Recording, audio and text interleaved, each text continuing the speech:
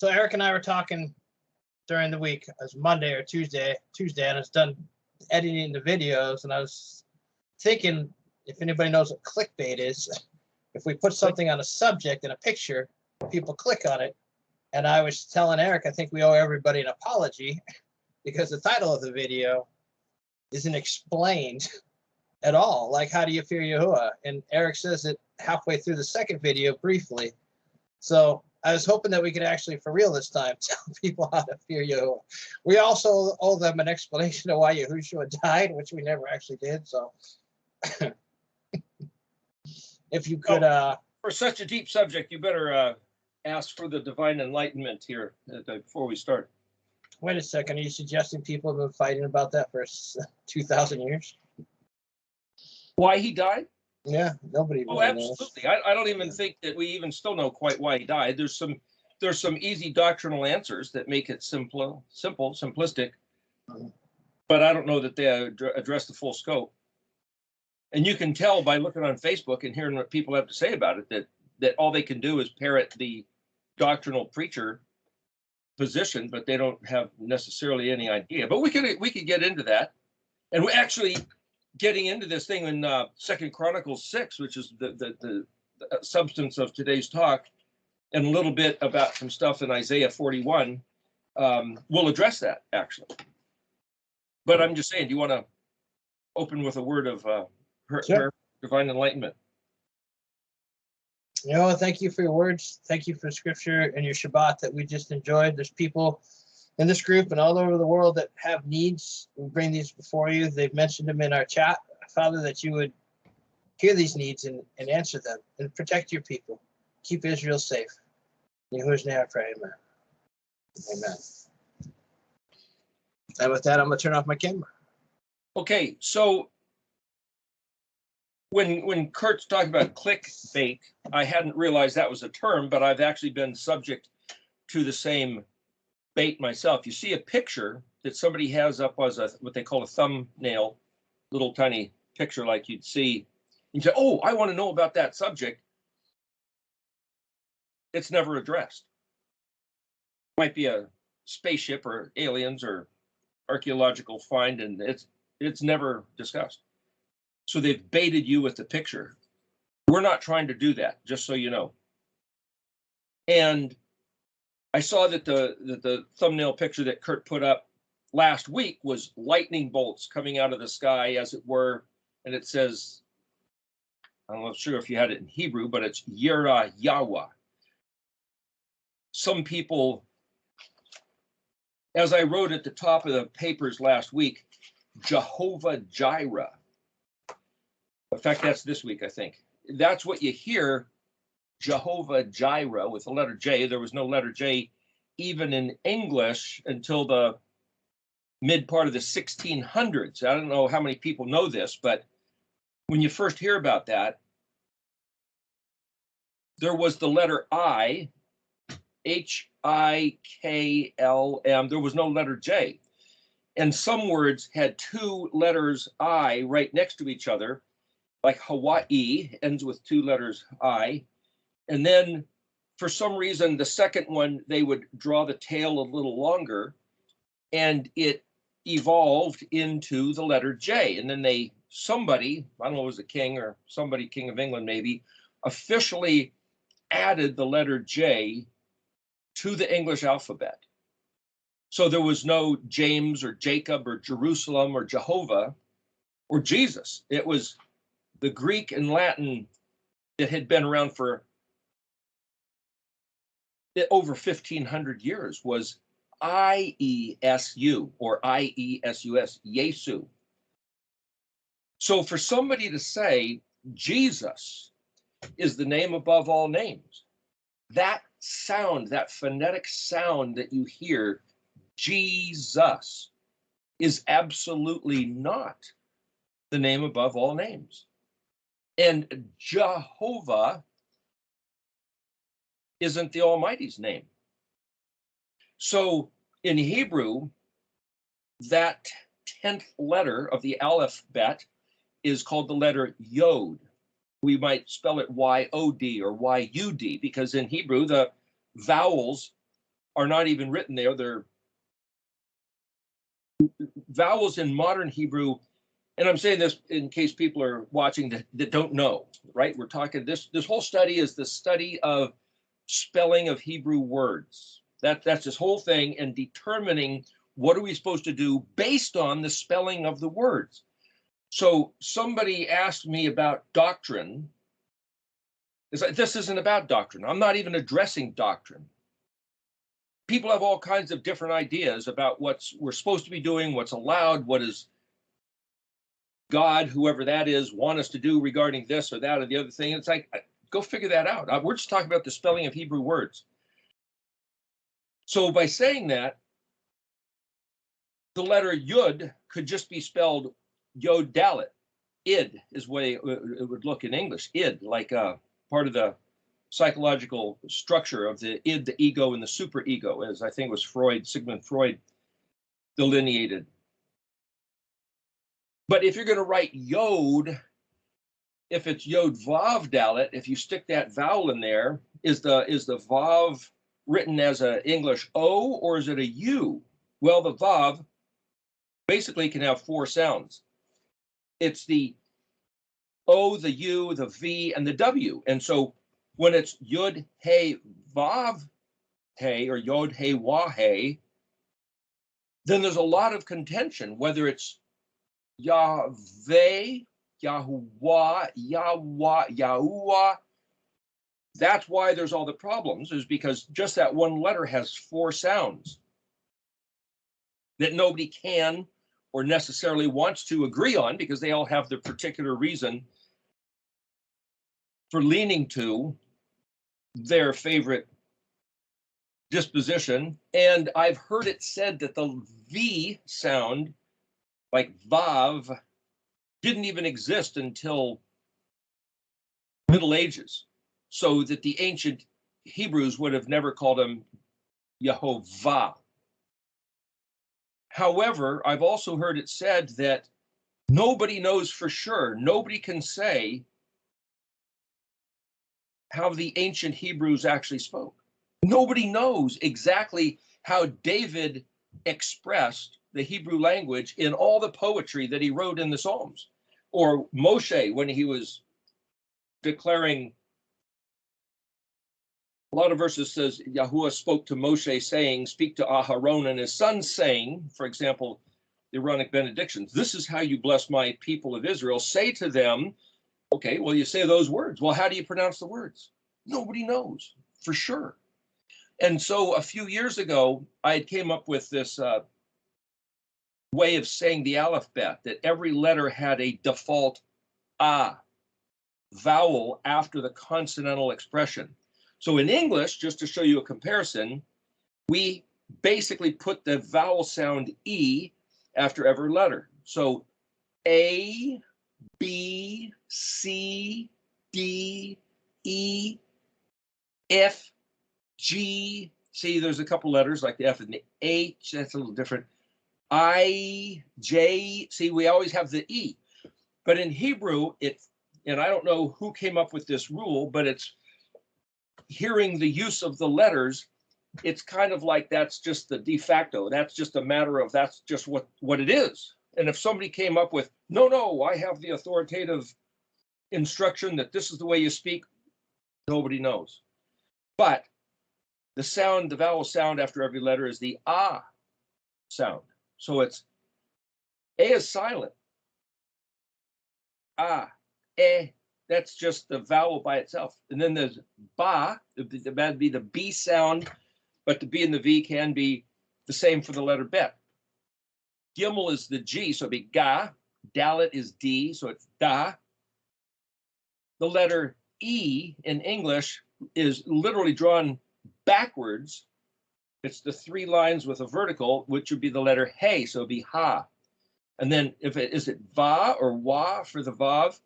Zion is za, but there is no Zion. That became our letter G, and we stuck a C into the 3rd letter and moved the G phonetic of the Gimel over to the 7th letter. Just so you know, stuff happens over the years in English. So the phrase Abba Gada Ha Wa or Va Za Ha Taya or is it chati? Is the yod YAH, or is the yod just the Y? Yi. Maybe it could go either way. Chataya kalamana, that's KLMN, kalamana, sacha, the guy, chayan, that some people say with an A sound is actually the equivalent of the English letter O, and it has a back guttural chayan. Sachafats, PTZ is a pay zadi. Karashta is QRST. Kuf resh Sheen could be SH or S, and then T. Yeah, but what about the rest of the letters in the English alphabet?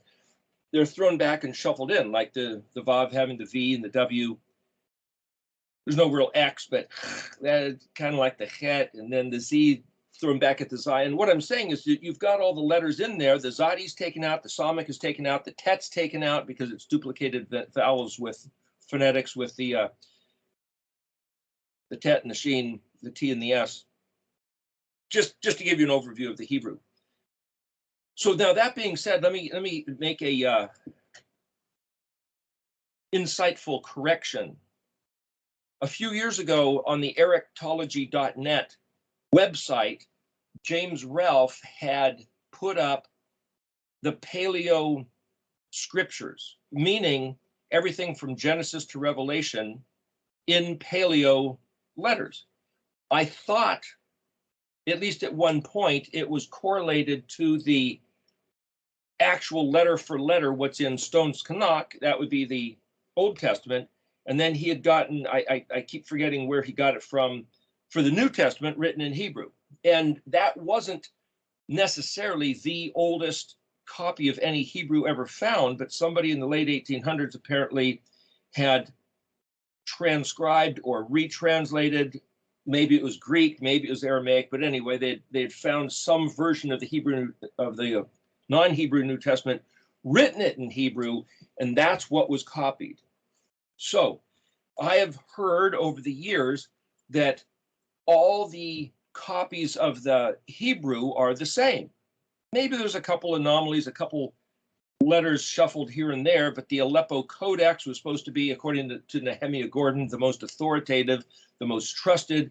There's maybe 6 differences between the Aleppo Codex and some other thing, and that's the letter Vav or the letter Hey or something. And it's like, but essentially all the versions are identical. That's what I'd heard. Now in English, every time you want a publication that you want a copyright on, you have to change some, I think the rule was 10% or something. So even if there was an English translation that was obviously the best, most direct, people have to change 10% in order to get a copyright. So you'll get thousands of different translations in English of the Bible. How do you know which one is the best translation? It's English. It's a translation. And I had heard somebody else say that there's 30,000 scraps of fragments of manuscript written by hand of the Greek, no two match. Well, which one is the one that we're supposed to say that is the one that's breathed by the Holy Spirit, and we should, that's the, everyone else is a variation? Can't do it. But at least in Hebrew, that we know is exact. Well, apparently not. Just so you know, I was looking on our website the other day, and I realized that James has corrected, modified, changed, whatever, the text, and he's copied from Jeff Benner. You can find Jeff Benner at Ancient Hebrew, that website. I think it's ancienthebrew.org maybe. But anyway, Jeff Benner has gone through, and I haven't talked to Jeff about this, but he's determined that some of the vowel sounds, specifically the yod and the wah or the vav, apparently had been written at one time, and the Masoretic scribes, that's the Jewish sages from the Middle Ages, took out randomly, haphazardly. I don't know who records this stuff. I couldn't tell you, but they took out a bunch of the vavs and yods and they put in vowel points instead. So here in Stones to Knock in Genesis, the word water or waters, we might read as plural in English, is mayim. Now they have it spelled mem yod mem, mayim. Well, in looking at, and it wasn't this way, so I guess James has changed it, but the word water is mem yod mem. 2 yods. Well, what the heck? Where did that come from? The word Elohim, when I first started learning Hebrew, I thought Elohim, well, the O sound, that's a vav. So Aleph Lamed Vav, Elo, Hey Yod Mem, Him, Elohim, Aleph Lamed Vav, Hey Yod Mem.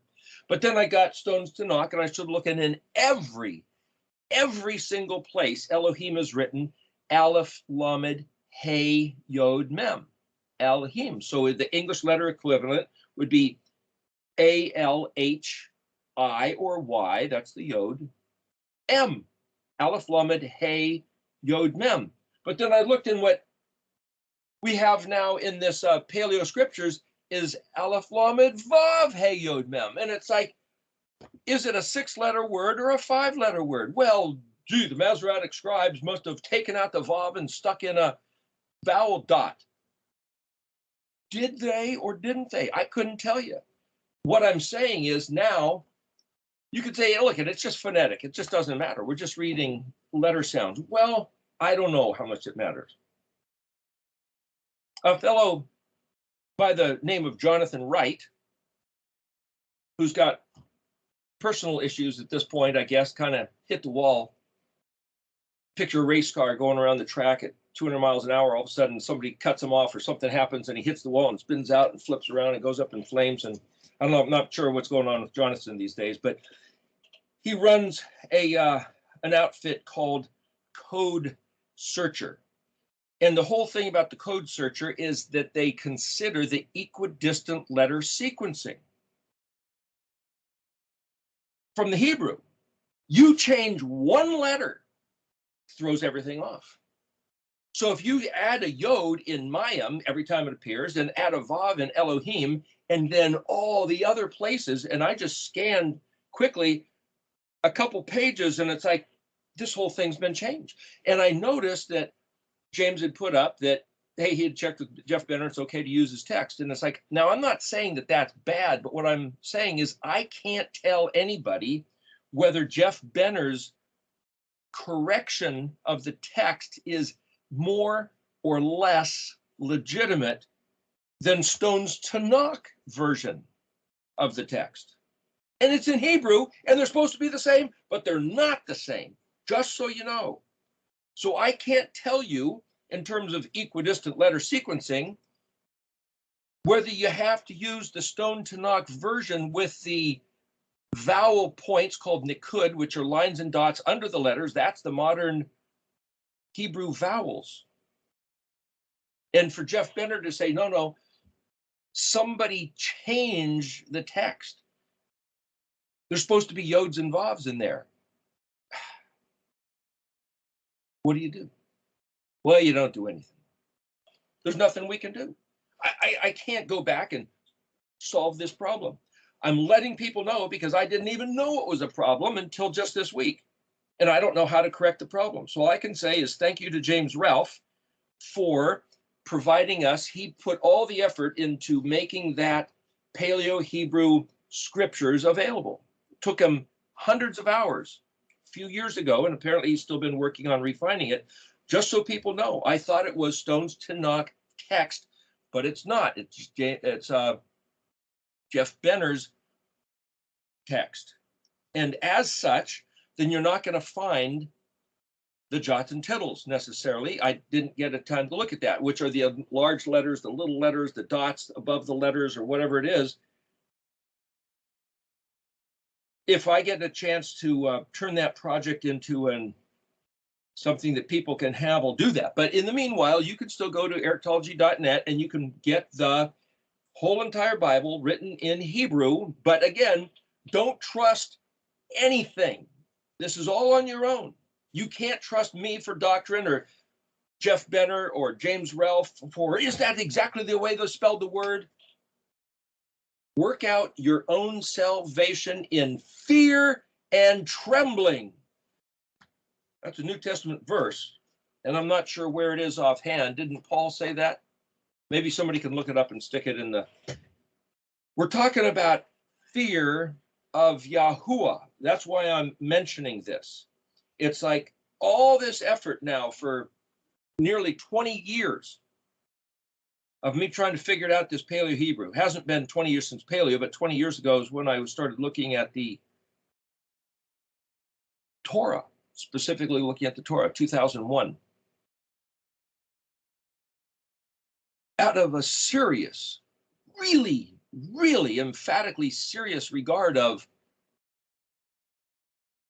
who's this invisible guy, the one or the many or the whatever, who is the maestro of heaven and earth? Philippians 2:12, thank you. Who is this master, creator, conductor, maestro of heaven and earth who demands we hear his voice and yet makes his voice impossible to find? How can we be held accountable? Oh, here's his voice in plain English. Only the English is not his voice. It's somebody's interpretation of his voice, which we can trust because the Holy Spirit guided it. Only then you find out that we're talking, saying, oh, guess what? It's wrong in a lot of ways, So now what do? Oh, look back at Greek, 30,000 copies. Nobody can tell you which one is the most accurate. Oh, at least Hebrew. Oh, good. At least we got Hebrew. Oh, yet the lying pens of the scribes have mucked around with the modern Hebrew. And if Daniel was told to hide it, well, at least that was authoritative from heaven. Hide the words that seal the book. And how many people are going to trust either the modern Hebrew or the Latin or the Greek or the King James English, thinking that that's the one, that's the way to hear his voice? Only it's not, especially then you hear these talks that we're doing and it's like, gee, are we completely deceived? Is this like another trick of the devil? I was talking to a Jewish guy once years ago. He was a young guy, probably late 20s, early 30s, and I mentioned to him something about if he had some interest in going to this Torah study. He says, no, it's just another Christian trick. Just another Christian trick. What the heck is he talking about? Well, just think, here's a guy in his late 20s or so. He's just spent quite a few years of his life hearing from his teachers that don't ever trust a Christian. They'll trick you one way or the other. The whole idea is they want to pull you into their ideology, their frame of mind, and they're going to end up sucking you right down to hell, into the flames of hell. You'll lose your place in the kingdom of YAHUH, the Elohim of Israel. Do not fall for Christian tricks. They're weaselly, they're slippery. Don't believe any one of them. Yeah, but this guy, no, don't even believe that. Don't do it. I couldn't put the guy to fault for that, but it's like, hey, I'm not pulling you into some Christian trick. If anything, it looks like I'm siding with you. I'm some, raised in a Christian country, Christian school. If anything, didn't Yahweh say something about sojourners and proselytes, Gentiles who want to have a regard and be the people of Yahuwah Zavot, the Elohim of Israel? And wasn't that one Torah for the native born as well as for the newcomer, the proselyte, the outsider who wants to be Israel? One Torah is what he said, not two different testaments, not two different gospels, not two different narratives. One Torah is what Yahuwah said. So where is it? What is it? Is it Jeff Benner's version or the Stones to Knock version? And I can't tell you which. But at least it's every one of the 22 letters. That's the fundamental essence. So regardless of whether you spell the word Elohim with a dot next to the Vav that has the U sound, or the dot above the Vav that has the O sound, is it Elohim? Is it Elohim? The people that spell words with a U or an O, because that's the letter like Yeshua, Yahshua. Yod Hey, that's Yah, Shua, S-H-U-A. Well, the S-H is the sheen. If I wrote, and just so people know, right? If I wrote capital S, capital H, you might think that was somic hey. So if it's a sheen sound, SH sound, I'll write a capital S with a lowercase a. Because it's not another letter H, it's the sh sound. But the U, well, sheen vav ayin, well, that U sound would be the vav, but what if the vav is the O sound? The V sound, is it SHV? And the ayin, well, that's the ayin, shu'ah, must be an A. No, the A is the aleph, so the ayin has to be written with an O. But yet you look at the back of Lou White's book, Fossilized Customs, and he says the letter O lines up with omega. That's not true. It's in Greek omicron, like the name of this virus thing, variant. Isn't it interesting? They called it first the Delta variant, that's Greek letter D, and then the Omicron, that's the O, that's the ion, that's the eyeball. So it's a triangle and an eyeball. Hey, that's like the Illuminati symbol. Why would they call that Delta variant and Omicron variant? Or we could say, well, wait a minute, it's Hebrew. The dalet and the ion is the word for knowledge. You reverse it, ion and dalet is the word for witness and testimony. So how do you look at stuff? I don't know how you look at stuff. All we can say is these are the letters and these are what it means. And then you have to figure out for yourself how far you're going to take that. What we have is the 22 letters. Regardless of whether somebody spells the word this way or that way, regardless of whether you can legitimately do equidistant letter sequencing. And I had heard years ago that if you start at Genesis and count something like every 49 letters, I think it spells out the word Torah. That's 49th letter is a Tav, then the next 49th letter is a Vav, the next 49th letter is a Resh, then the next 49th letter is a Hey, the next 49th letter is a Tav. That you do that for Genesis and Exodus, and then starting backwards from Deuteronomy and Numbers, you can read backwards the same way.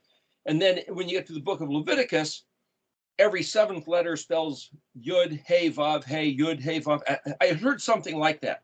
Now, if that's true, if you do it Jeff Benner's way and stick in extra Yods and Vavs, it's going to throw it off. Like crazy, it's going to throw it off. So is it legitimate? I can't tell you. Is Jeff Benner right? I don't know. In which case, is now the publication of the Torah written in Paleo on erictology.net more correct or less correct? I don't know. This is a study where you have to work out, conduct your own relationship with Yod He Vav He, Yahuwah Zavot, the Elohim of Israel, Kana Shemayim Ve'eretz, maker and thus the possessor of heaven and the earth, for yourself in fear and trembling. We're going to get to both those words in just a second. But what I'm saying is, if you have a different doctrine, whether it looks like Christianity, looks like Judaism, looks like Hinduism or Buddhism, I don't know and I don't care. There's nothing I can do about what you think, but I can do something about what I think, and I better attend to this with all my heart and all my soul. That's what Yahuwah said. That's what's written in Deuteronomy 30. And that's all we're trying to say here. Fear and trembling, regard him, whoever that is. And if you don't believe the Hebrew words, then trust the English. And if you can't trust the English, you better trust the Greek. The interesting thing about Greek, just the word for key, you know, the thing you stick in and open up a lock. In Hebrew, the word key, mem, petov, chet, means that which opens. In Greek, the word key, and I don't know what it is offhand, it means that which locks and occludes and closes up. So from that, just that translation definition, I can see, hey, isn't it interesting that if I learn Hebrew, things open up and you can see what's otherwise been shrouded. But in Greek, it seems like that Yahuwah chose and used the universal, which is to say, Greek was used as a worldwide commercial language, back at around the time of Yeshua, at the 0 point between BC and CE, or before Christ and AD, Anno Domini, right around that era, Greek was the commercial language. And did he use that Greek in order to keep things hidden? Hidden. Daniel, hide the words and seal the book until the time of the end. Hide the words. Why? Well, if you hide the words, then how can he get mad at anybody for not finding them if he hid them? So you're going to burn in hell if you didn't find the words? He knows your heart. You can reckon with your heart. Does anybody know their heart? But yet you have to seek for him and love him with all your heart and all your soul. But what if you weren't told an accurate description of who he is and what he demands? Are you going to burn in hell? Is it about burning in hell? Do you even care? So why are we doing this study? What is this thing, the YAH, the fear? The fear, what does that mean? Well, what I was talking about last week was that the way you spell the word fear is Yod, Resh, Aleph. It's pronounced YAH. This page, let me address this here real quick before I get into 2 Chronicles. I gave it to Kurt. It says Jehovah Jireh up at the top, Jehovah Jireh. And let me discuss this. So in Genesis 22:14, Abraham calls a place Jehovah Jireh. No, he doesn't. It's Yahweh Yirah. Yod He Vav He, that's the name, what's called tetragrammaton. Now, the word tetragrammaton is a Greek word. Grammaton is where we get the word grammar. And also it's the root of the word graphic, which is something written. Letters are written. Tetra is where we get the word for four. So 4 letters is the Greek phrase for the, well, in Exodus 3, at the burning bush, Moshe said, "Who shall I say sent me?" The answer was, "Tell them YHUH sent you." That's Aleph, Hey, Yud, Hey. He said, YHUH, Asher, YHUH. Translated, I am that I am, or I will be whatever, whoever, as I will be. Different way to translate. But then he gave this Yud, Hey, Vav, Hey. So Aleph, Hey, Yod, Hey is different than Yod, Hey, Wah, Hey. Spelled differently, they both have to do with the verb of existence, to exist or to cause something to exist. And the only way to really see the difference in what those 2 words mean is to look at letter by letter, what's the difference in the spelling, and appropriate a certain value to the letter itself. That's why the point and the methodology of this entire study.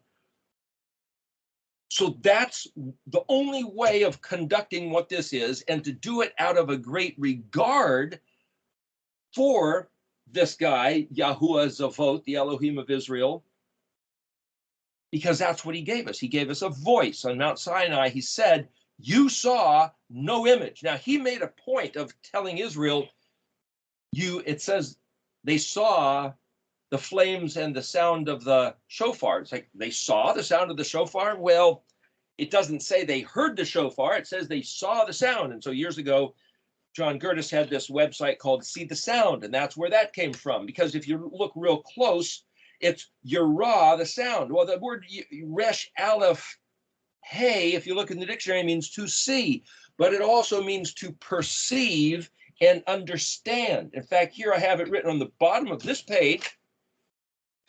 This comes out of Klein's dictionary. The word Resh, Aleph, Hey in the dictionary means to see, to look at, behold, perceive, conceive, understood, observe, regard, consider. He chose to have within you the determination to choose to turn and look and regard, even if you can't see it. To look toward something is this word Resh, Aleph, Hey.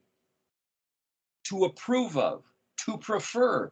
If somebody says, "Which flavor ice cream do you want? Do you want chocolate or vanilla?" Well, I prefer whatever your answer is. Is that the same as seeing it? Yet that's the English translation. They see the word resh aleph hey, to see the sound.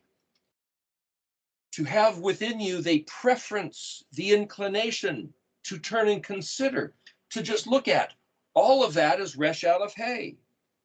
Made visible, appeared, showed himself. For two people to look at each other, to be in the proximity where you can just look at somebody, is resh aleph hey. Caused to see, allowed to see, something shown or put on exhibit, like at a museum, like the array in a dictionary. It's all resh aleph hey. The fact you can open up a dictionary and find what you're looking for is resh aleph hey. To punch on the computer and see wherever you choose to go is resh aleph hey. It's also a vulture. The bird that sits up and it makes a sound, and in Klein's dictionary it says, well, remember that Klein's is an etymological dictionary. They'll tell you the origin of words, where words came from, and what other language some of the words are related to, just as a validation of the concept. And it's like, well, it's maybe because of the sound the vulture makes, or the fact he's up there just looking at stuff. Okay, now there's a bunch of what's called derivative spellings of the word. And so I've included the whole bottom half of this page. Last week, we talked about the 5 verb actions that are in Genesis 1, day 1, first 5 verses. Bet resh aleph, which is to create, or it's the first 3 letters of Bereshit, which was in the beginning. Then there's vayomer, aleph mem resh, the word for light, aleph vav resh, the word to see, which is yod resh aleph, and then the word to call out, learn to read, which is yod kuf resh aleph, ikra.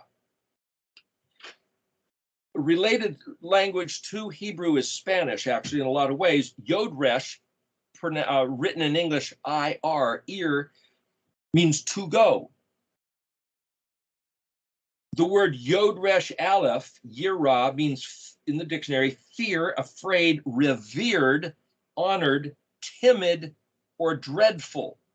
So when it says fear Yahweh, to be timid, to consider him dreadful. How do you have such a, I'm afraid, and yet come boldly before the throne of grace? Just come strutting right in. Hey, I got some things to say here, which is kind of a New Testament concept. Do you do it in arrogance, or do you do it and say, hey, because Jesus died on the cross, I get to come boldly before the throne of grace. By golly, the veil was ripped. We have divine access, or access to the divine. There's some attitudes about that. I'm not saying that there isn't some accuracy of some doctrinal positioning there, but it's almost contradictory to this word yirah. And if somebody feels that that's by his grace they have access to come boldly before the throne of grace, which is a New Testament phrase,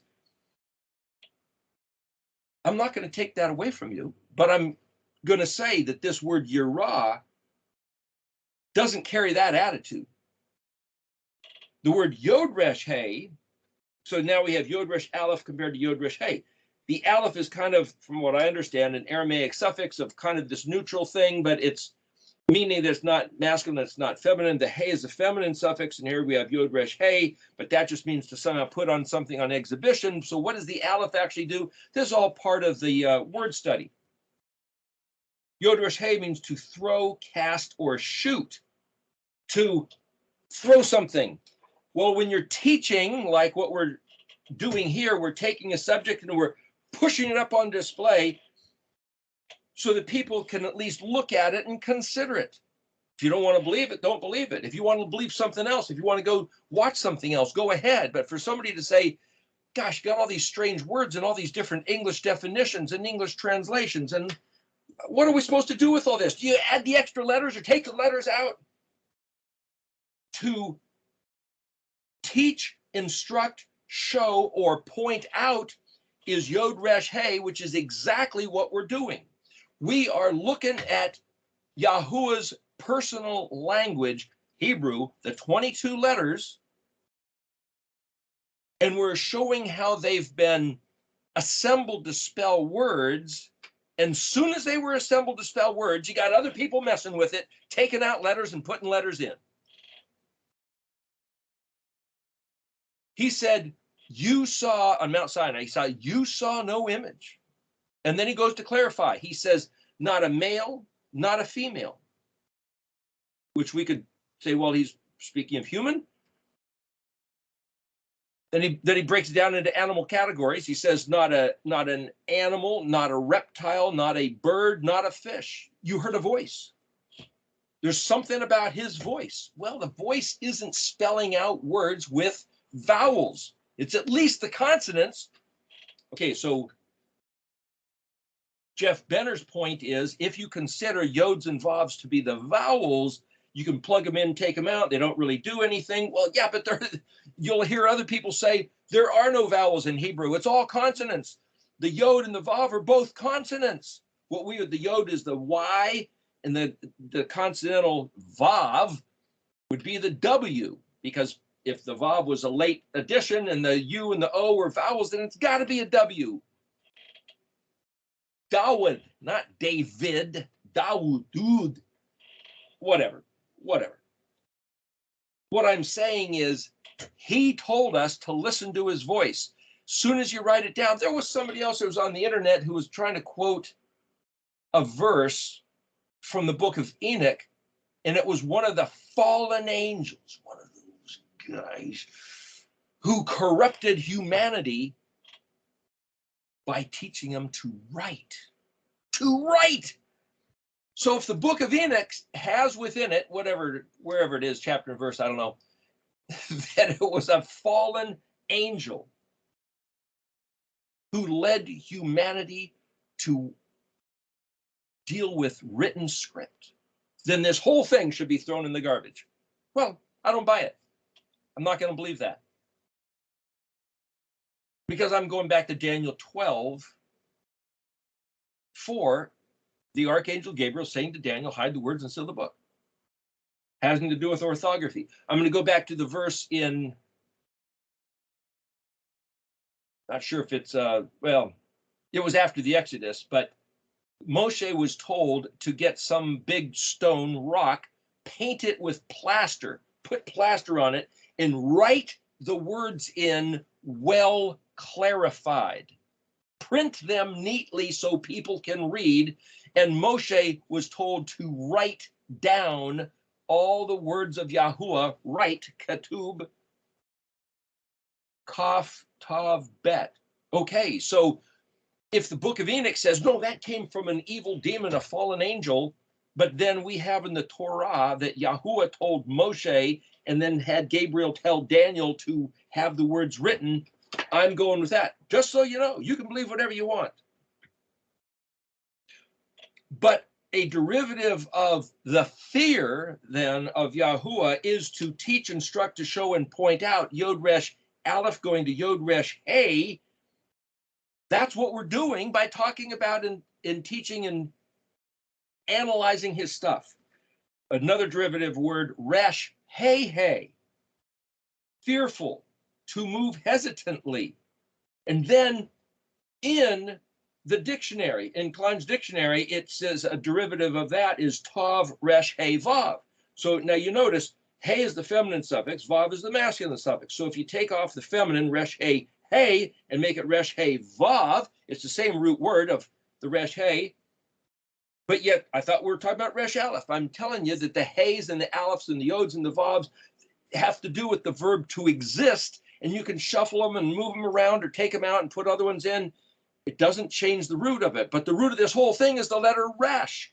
So what I was saying last week, the 5 letters, the Aleph plan was to create this Resh entity, and then for the Resh to pick up this proactive entrepreneurial attitude of the Aleph and charge ahead. So I superimposed the letter Aleph with the Resh. So you have the letter Resh with a kind of a point at the front and the 2 tails at the back. It's emblematic of an attitude. And then the Kuf Resh Aleph, well, Kuf Vav, yeah, it's hope. It means to be stretched or strained, but it also It's like a radius line, but it also, kuf vav, it says means voice. Oh, well, if the resh has a voice, have an open mouth in the front of the resh, because the letter kuf is drawn as the back of the head, and the letter resh in paleo is drawn with kind of the front loop. So you have the front loop and the back loop. There was a comment put up just so people know. What I'm saying is that I'm just looking at the words. I'm looking at the letters, which are the graphic, orthographic shape, orthograph, ortho, like orthopedic, has to do with a doctor who puts your bones where they belong. The structure is ortho. So orthopedic bed, orthopedic doctor, orthopedic surgeon. Orthograph is the shape of the letters in the right shape. So you transpose the orthographic shape of the resh with the aleph and then take the kuf concept. But in the dictionary, they added, well, here they added a tav. That's one of those prefixes of before or after that doesn't really change much, as we talked before. And they say the word tav resh he vav means thoughtless or helpless. What's that got to do with fear? What's that have to do with reverence and honor? Timid, thoughtless, or helpless? And then they gave us a clue, Isaiah 44:8. So that's why at the end of the talk today, or hopefully we'll get into talk about Isaiah 41. That's a whole other matter. But this is what it says in Isaiah 44:8. And they have the letters Aleph Lamed with a hyphen. Well, in the dictionary, Aleph Lamed means al, pronounced al, which is the root short word for Elohim, which means this powerful, strong ox head, Aleph Lamed, shepherd staff of authority. But it also means motion toward, or it means do not. So it's just this strong authority of movement. Don't do that, or yes, do that. It's both. Lamed Aleph is typically no, not, nay, never, non. But Aleph Lamed can be towards or do not. And the word here is pei chet dalet, fachad, al tav pei chet dalet vav, al ta fachado. And they say it means dread, fear, terror, awe, timid, or cowardly. So in Isaiah 44:8, it's simply translated do not fear, but it's have no dread or fear or terror or be in such awe of whoever, whatever, that you're have the inclination towards timidity and cowardness.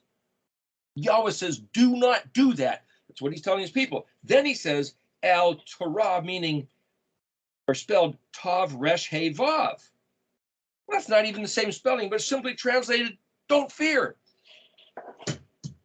If it kicks your head around to say, oh gosh, I'm trying to learn how to read, and now you're throwing all these different spellings, I'm trying to show you the root of the study is that the derivative spellings with yods, heys, vavs, tavs, and alephs don't change the word. And the root word is the resh. So this is all about what is a resh man. The word resh aleph yod tav means beholding. Well, that's very similar to saying turn and look, behold, look at each other, consider, have a preference for. And then the word resh aleph vav yod means worthy, fit, and suitable. So you could say this whole thing about being a resh man. Remember, Yeshua coming out of the grave, he goes in as the vav man, vav, number 6, Zion, number 7, put to the weapon, chet, number 8, put into the tomb, tet, the round rock rolled in front, yod, the 10th letter, the pin stuck into the rock, the round rock that held it shut, the seal. Okay, so he's locked in the grave. 3 days, 3 nights later, pei, zadi, poof, open mouth, the grave opens up, zadi, he sprouts out, kuf rises up. But kuf is also the circuit of coming back around.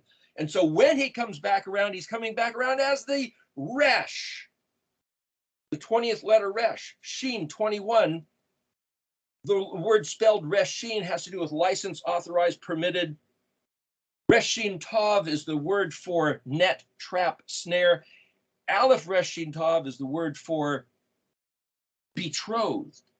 Kuf looks like the shape of a sickle. So you could say, well, the harvest is to gather up your betrothed, your own, and to take them to the place where you said your father's house plays into that whole story. But this resh is a stature and a dignity which is outside of coming out of this grave. Same person, but different than the one going in. I'm just saying there's this picture in reading the alphabet. The resh is worthy, fit, and suitable, but the resh is the one who has an inclination towards looking at the worthy, fit, and suitable. But it's all about the resh. So what is a resh man? Well, if the resh man is the attitude that Yahuwah wants his people to have, then the purpose of this planet being in existence is for Yahuwah to find individuals who want to be his people regarding his matters with all their heart and soul as a dalit, a proactive choice of their own determination to say, I want to be his people. I want Yahuwah's avot, the Elohim of Israel, the Kana Shemayim Varetz, the maker and possessor of heaven and earth, to be my Elohim. And I'm going to hear his words and believe what he says and take it to my heart, and I'm going to walk in his ways. And if he says, I don't want you eating pork and shellfish, then I'm not going to do it. If he says, I want you to sit down and rest on Shabbat, then that's exactly what I'm going to do. And if he says, I want you to regard these 7 Moedim of Leviticus 23, then by golly, that's going to become my personal culture. And if he says, come out of her, my people, turn your back on Babylon, then I will turn my back on the cultural ways and norms and traditions of any other country, any other religion, any other family group, and be Yahuwah's family people that he said was my prerogative if I chose to do so. That's being a resh. And to have the regard of him is yirah. To be willing to sacrifice my life for that is yirah. To not be cowardly, to not worry about the voice of our commanders on this earth saying, you better take a lethal injection. May they be pei-kuf dalated. May they be visited with their ways upon their own head.